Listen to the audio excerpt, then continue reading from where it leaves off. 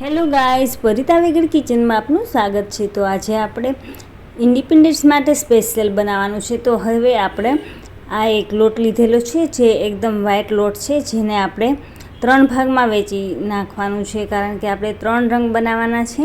તો એના માટે મેં અહીંયા 3 ભાગમાં પહેલાં તો વેચી નાખું છું અને ત્યાર પછી આપણે એક લોટ બાંધવાનો છે। જે મેં ગાજરની ગ્રેવી કરી દીધી છે અને એમાં મીઠું અને ચટણી એડ કરી દીધી છે।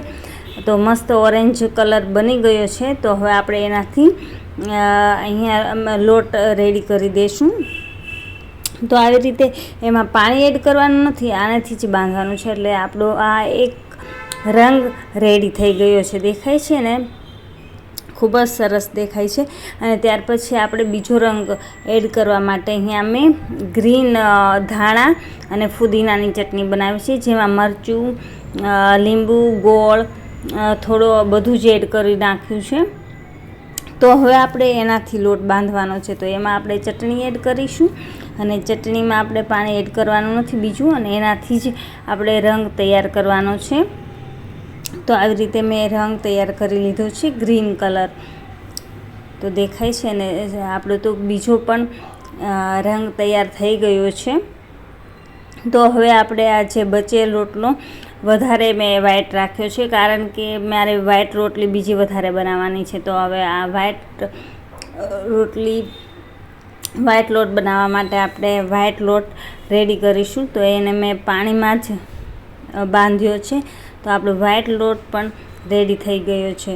તો હવે આપણે એના ત્રણેયના જે લોટ એમાં આપણે થોડું તેલ એડ કરી અને આપણે લોટ રેડી કરવાનો છે।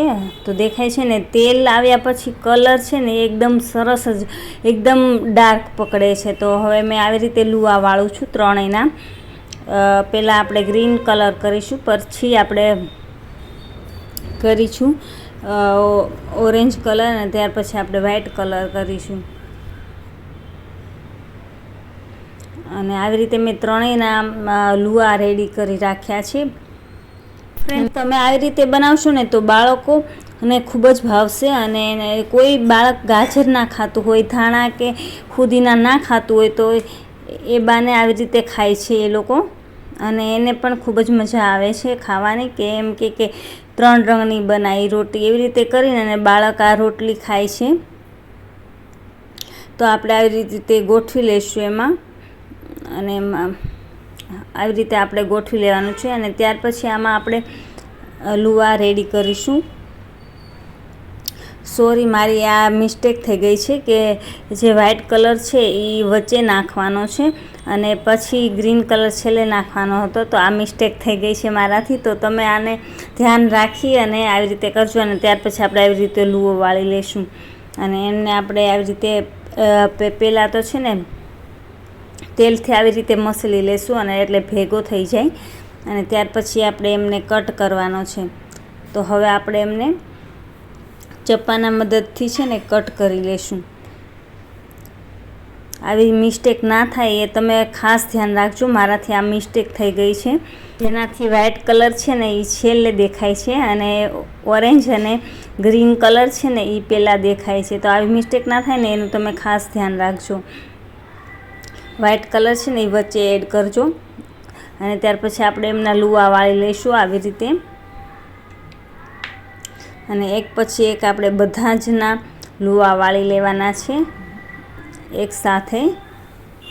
તો મેં આવી રીતે બધા જના લુવા વાળી લીધા છે। તો હવે આપણે એમનું પરોઠું રેડી કરીશું। તો એના માટે મેં અહીંયા જે લુવો છે એ લોટવાળો કરીને રાખશું ને, એટલે જેનાથી ચીપકે નહીં।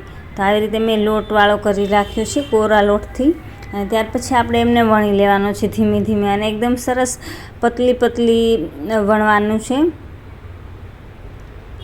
જો દેખાય છે ને, આપણે ગ્રીન અને ઓરેન્જ છે એ પાસે પાસે રાખ્યા હતા કલર, એટલે જેનાથી ગ્રીન અને ઓરેન્જ પહેલાં દેખાય છે અને વ્હાઈટ છે ને એ પછી દેખાય છે।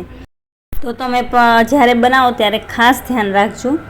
તો હવે આપણે પરોઠું બની અને રેડી થઈ ગયું છે, દેખાય છે। અને હવે આપણે એમને લોઢીમાં આપણે જેવી રીતે પરાઠા રેડી કરે એ રીતે કરવાના છે। તો એના માટે હવે આ પરોઠું આપણે પહેલાં તો ફ્રાય કરવાનું છે, જેવી રીતે થેપલા ફ્રાય કરે એવી રીતે ફ્રાય કરીશું। તો હવે મેં એક લોટી લીધી છે અને ગરમ થવા મૂકી છે અને એ લોટી ગરમ થઈ ગઈ છે. તો હવે આપણે એમાં પહેલાં તો એક બાજુ શેકી લઈશું અને શેકાઈ જાય એટલે ત્યાર પછી આપણે એમને બીજી સાઈડ ફેરવી લેવાનું છે. અને આપણે સ્લો ટુ મીડિયમ ગેસ છે આપણે એમને શેકાવા દેવાનું છે. એટલે શું કે કાચું ના રહે. હમણાં એમનો કલર બદલાઈ જશે, જ્યારે શેકાઈ જશે ત્યારે જો દેખાય છે ને. તો હવે આપણે એમને ફેરવી લેવાનું છે અને એને પણ આપણે સ્લો ટુ મીડિયમ ગેસે શેકવાનું છે, જેથી જે કાચું ના લાગે અને બાળકોને પેટમાં પણ ના દુખે અને એમનો કલર પણ સરસ આવે. તો હવે બીજી સાઈડ થોડું શેકાવા આવ્યું છે. તો હવે આપણે એના ઘીથી શેકશું, ઘી ઉપર લગાવી દઈશું, જેથી બાળકોને ખૂબ જ ભાવે અને એનો ટેસ્ટ છે એ અલગ થાય. તો હવે આપણે એમને ફેરવી લઈશું. તો બીજી સાઈડ પણ આપણે ઘી લગાવી દઈશું એમને સરસ રીતે અને આપણે એમને ત્યાર પછી ફેરવી લેવાનું છે. તો આપણે ફેરવી દઈશું. ફ્રેન્ડ્સ, દેખાય છે ને ખૂબ જ સરસ એકદમ ઝીણી ઝીણી ડિઝાઇન પડી છે. અને આ ઇન્ડિપેન્ડન્સ માટે સ્પેશિયલ બ્રેકફાસ્ટ બાળકોને તમારે લંચમાં આપવા થાય ને ત્યારે એને બહુ જ ગમે છે અને ખૂબ જ હોશે હોશે બાળક છે એ આ ખાય છે. અને ઉપર છે ને પછી શેકાઈ જાય ને એટલે સહેજ ચપટીથી મીઠું એડ કરી દેવાનું. એટલે એ લોકોને બાળકોને જનરલી ભાવતું હોય છે ખારું. મેં બધા જ પરોઠા રેડી કરી લીધા છે ફ્રેન્ડ્સ. તો મારો વિડીયો ગમ્યો હોય તો લાઈક કરો, શેર કરો અને મારી ચેનલને સબસ્ક્રાઈબ કરો, જેથી બાકીના બધા જ વિડીયોની રેસીપી મળતી રહે. જય શ્રી કૃષ્ણ.